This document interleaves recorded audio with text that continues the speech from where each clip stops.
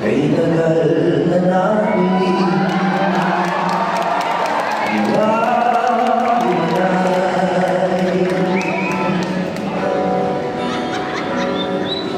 Kampi-kampi, away-away,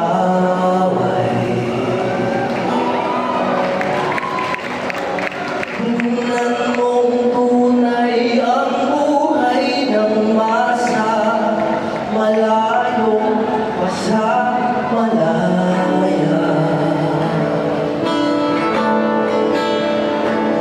Kay tagal pa namin magsasama-sama,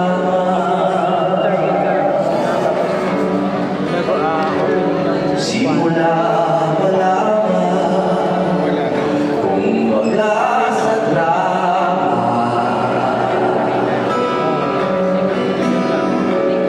Ang kinabukasan gaganda ang kulay, kung sangayon tayo sa tunay na kalayaan, pinaglalaban ang kalayaan, may kabayaran.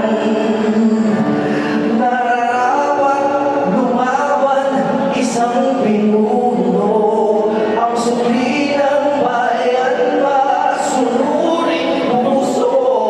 Kung sabay-sabay natin mahalin ang tuntunin, makakamit na ng bansa ang tunay na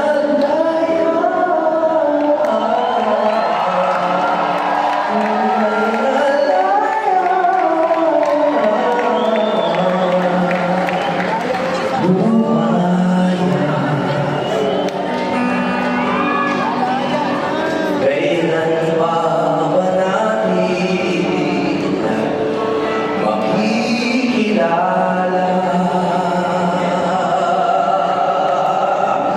kung sinong kaaway, kung sinong kasangga? Sa masasama, sino ang mag-aadya? Patago na tayong dinaya. Ang kalaban natin ay butas na batas, lambat na may takas ang mga marahas. Kung napurusa ang mabubuting tao, ito ba ang tinatawag nyo na kalayaan? Pinaglalaban ang kalayaan, may kabayaran. Nararapat lumaban isang pinuno, ang sukli ng bayan, masunuring puso. Kung sabay-sabay nating mahalin ang tuntunin, makakamit na ng bansa ang tunay na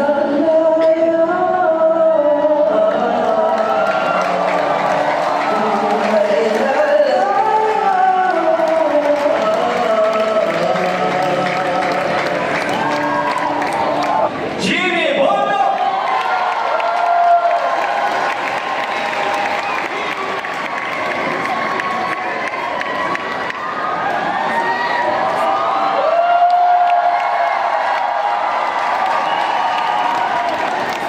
Ako po si Attorney Jimmy Bondo, number 10 sa balota. At sa araw na ito, buong puso at buong diwa po ini-endorso si Pastor Apollo Kibuloy.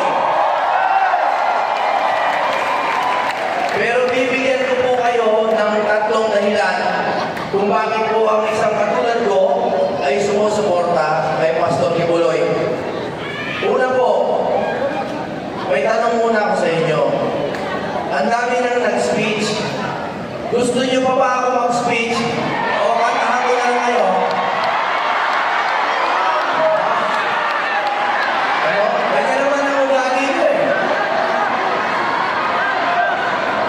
Kaya ganito po, iiksiyan ko yung speech, tapos kung mamarapate ng aking mga kasamahan, kakantahan ko kayo ng konti. Kahit wala akong bayad, basta may budget. Wala. Then pinaliligaya ko na kayo dahil lahat po tayo pagod sa politika kulisan. Pero meron po akong tatlong dahilan kung bakit talagang buong puso ko ang suporta kay Kibuloy, Pastor Kibuloy. Number one, sabi po nila, you will know the shepherd by his flock. Diba? I know my sheep and my sheep know me. Alam niyo po, hindi kami close ni Pastor Apollo Kibuloy. Ayoko po, maliit po akong tao sa totoo po. Hindi po ako nakikihalo sa mga mararaming mga malalaki na tao. Pero ako po, nakilala ko si Pastor Kibuloy dahil sa inyo. Alam mo po, ang dami pong mukha dito kung saan-saan ko na nakita. Yung iba nakikita ko sa Facebook, yung iba nakikita ko sa mga rally. Ulit-ulit po, nagkakapalitan na po tayo ng mukha. Pero ang napansin ko po, ang ugali po ninyo, bagamat may pagkakaiba-iba, sa gitna, sa kaibuturan, ay pare-pareho may kabutihan. Alam niyo po, katulad po ni Pastor Kibuloy at ni Senator Bato, na hindi kami politiko,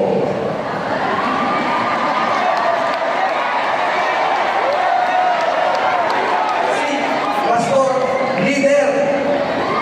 Tama? Si Senator Bato, fighter. Gago naman ako hindi politiko. Kaya ako po, kahit ang abogado ko, no, nag-singer ako po ang gusto ko pag-ibig lang. Kaya ako po, lover.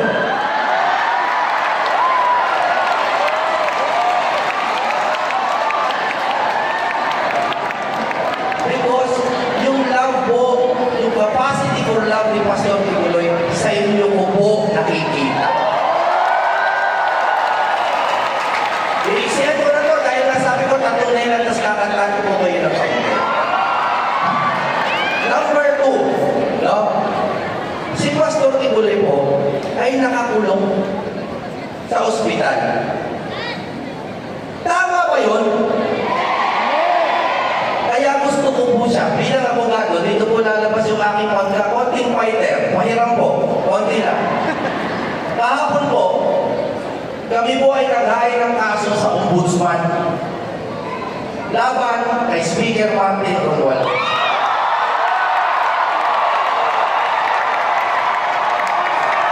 Bakit?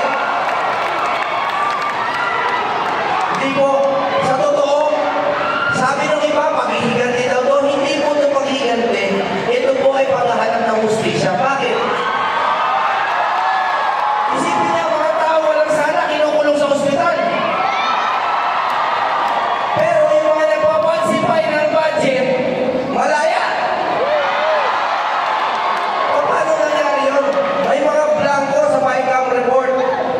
Pagpasa bigla sa Pangulo, may 241 billion na. Kaya po kami ay nag-file ng kaso ng falsification of legislative documents at maglabag po sa RA 3019 or yung Anti-Graft and Corrupt Practices Act. Yan po ay hindi paghiganti. Pero kaya ko sinusuportahan si Pastor Kibuloy dahil para sa akin siya ngayon ang mukha ng kawalan ng hustisya sa sistema ng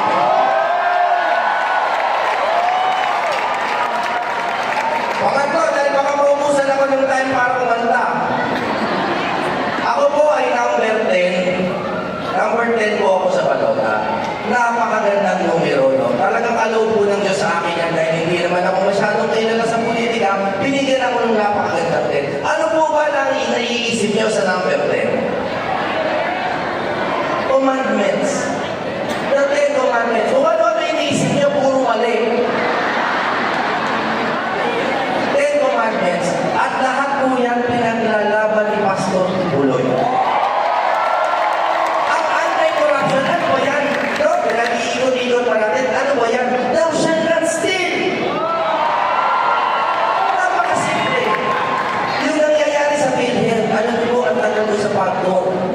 pasyente, nakakulong sa ospital, hindi makabayad.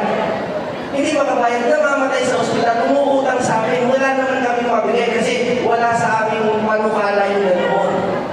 So ang naisip ko, murder yun, di ba? Thou shalt not kill. Kaya po yung pagnakaw nila sa PhilHealth na budget, pagpatay po yan, isipin nyo, hindi nyo na tinususan yung medical bill, kinulong nyo pa. At ako po, nung ako'y naroon talaga pong nagdulugoy puso ko, promise, wala akong showbiz ito. Ako po ay talagang naiiyak ko minsan dahil may humihingi. Kasabihin, sir, pumutok yung, kung ano man ang pumutok, pumunta ako sa public hospital. Walang space. Pumunta ako sa private para hindi ako mamatay. Inoperahan ako. Pag-isip ko, sabi sa akin,